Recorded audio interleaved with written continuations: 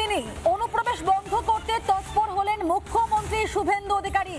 সীমান্তে কাঁটাতার বসাতে বিএসএফ কে জমি দেওয়ার কথা ঘোষণা করেছেন মুখ্যমন্ত্রী এবং একই সঙ্গে তিনি পরিষ্কার বলেছেন যে ৪৫ দিনের মধ্যে জমি হস্তান্তরের সমস্ত রকম কাজ হবে। আমরা দেখেছি যে মুখ্যমন্ত্রী শুভেন্দু অধিকারীর নেতৃত্বে নবগঠিত বিজেপি সরকার একগুচ্ছ সিদ্ধান্ত নিয়েছে এবং সেখানে কিন্তু পরিষ্কার সীমান্তকে সুরক্ষিত করার বার্তাও দিয়েছেন তিনি।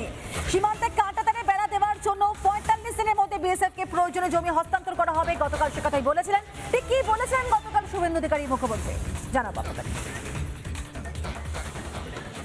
আমাদের দেশের সুরক্ষার প্রশ্ন, পশ্চিমবঙ্গের সুরক্ষার প্রশ্ন এবং যেভাবে জনবিন্যাস বদলে গেছে, আজকে আমরা প্রথম দিনই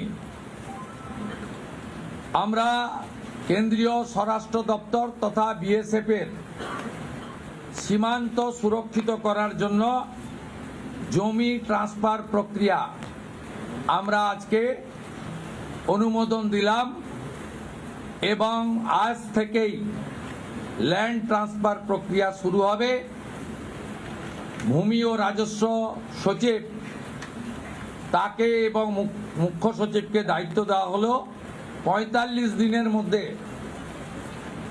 বিএসএফ এর প্রয়োজনীয় জমি হস্তান্তর সম্পূর্ণ করতে হবে, যা আমাদের কেন্দ্রীয় স্বরাষ্ট্রমন্ত্রী নির্বাচনের আগেই বলেছিলেন। এই কাজটা আজকে প্রথম ক্যাবিনেটে আমরা করলাম। নানা ধরনের কন্টেন্ট দেখার জন্য লাইক করুন, শেয়ার করুন আমাদের ফেসবুক পেজ, সাবস্ক্রাইব করুন আমাদের ইউটিউব চ্যানেল। পাশাপাশি অন্যান্য ব্রেকিং নিউজের জন্য অবশ্যই চোখ রাখুন রিপাবলিক বাংলায়।